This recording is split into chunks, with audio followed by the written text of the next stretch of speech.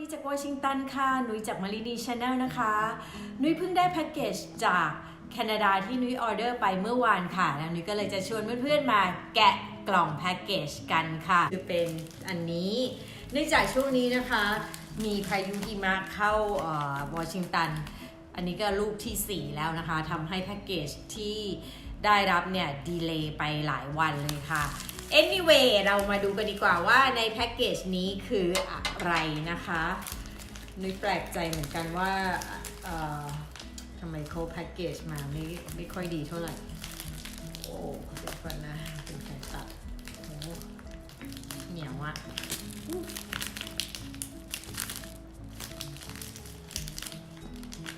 ว่าตัดผิดแล้วไปโดนมันจัง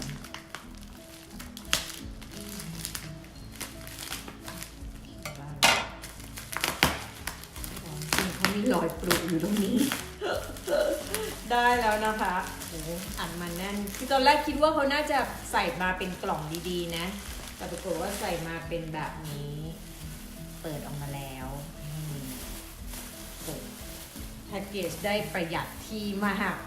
มันคือเสื้อพัฟแจ็คเก็ตนั่นเองนะคะก็คือพัฟแจ็คเก็ตนี่เป็นอะไรที่อินเทรนด์ปี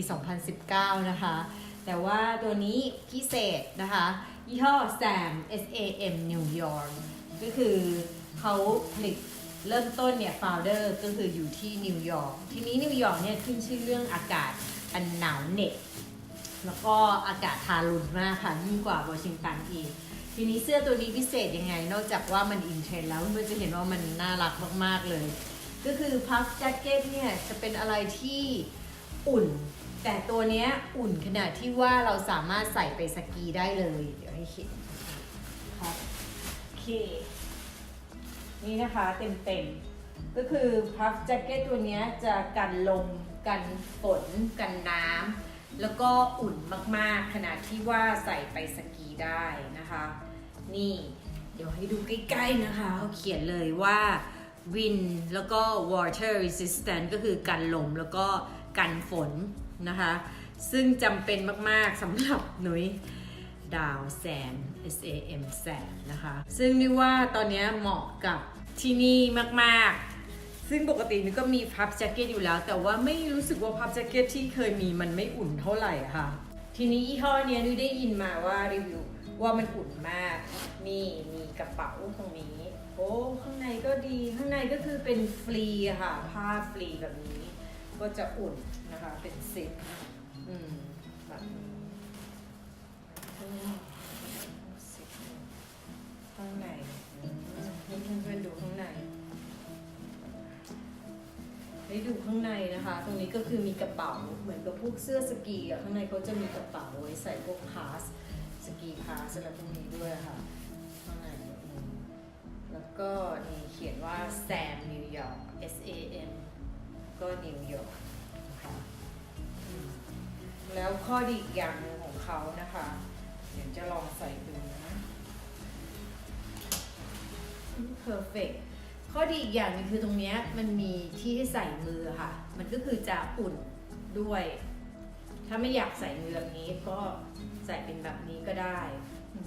นะคะตรงนี้ก็มีแปะปิดนะคะว้าวโอเคนี่เป็นพัฟแจ็คเก็ตที่ดูสมาร์ทดูเท่มากคือนี้ไม่ได้ฟิตมากสามารถใส่เสื้อข้างในอะไรได้อีกตัวนึงด้วยก็น่าจะไม่แน่นมากอะค่ะสุดยอดเลยข้างในนะคะตรงป้ายเขาบอกว่าด้านนอกเนี่ยทำจากโพลีเอสเตอร์พวกนี้นะคะโพลีเอสเตอร์ที่กันน้ำกันฝนแล้วก็กันลมนะคะส่วนข้างในที่เป็นพัฟเนี่ยก็คือเป็นขนเป็ดก็เลยอุ่นมากนะคะสุดยอดไปเลยอ่ะตรงนี้นะคะที่เป็นมือยื่นออกมาเนี่ยที่เมื่อกี้นี้ลองใส่นุ่มมากคือรู้สึกเลยว่ามันดีแบบตรงด้านนอกนี้ก็เหมือนกันรู้สึกว่ามันแบบเมื่อเทียบกับ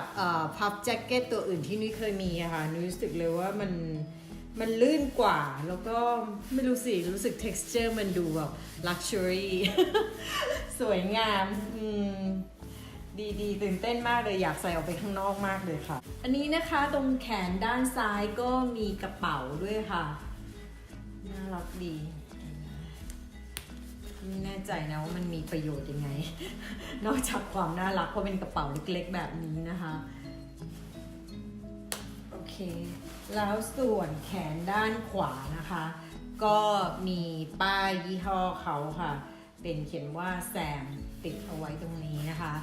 เสื้อตัวนี้นะคะเป็นรุ่นเรียกว่า Starburst นะคะแล้วก็สีนี้เป็นสีออกขาวสีเรียกว่า Marshmallow นะคะแล้วก็เขามีสไตร์ตรงนี้มันทำให้ดูแบบออกสปอร์ตตี้แล้วก็เก๋ด้วยค่ะเนี่ยสีน้ำเงินสีชมพูสีแดงคือรุ่น Starburst เนี่ยเป็นรุ่นที่ฮิตมากของเขาค่ะแล้วก็จะมีหลายๆสีน้ำเงินสีแดงสีอะไรเงี้ยแล้วสไตร์ตรงนี้ก็เปลี่ยนไปนะคะก็สวยน่ารักมากเลยอ่ะแล้วที่สำคัญนะคะส่วนใหญ่ปัญหาอย่างหนึ่งของพับแจ็คเก็ตคือว่าเวลาใส่แล้วจะดูอ้วนเพราะว่ามันจะพัฟฟี่มากโดยคือถ้าเรามีหุ่นนางแบบเนี่ยก็คงอาจจะดูไม่อ้วนเพราะว่าเราสูงแต่อย่างนุ้ยเนี่ยตัว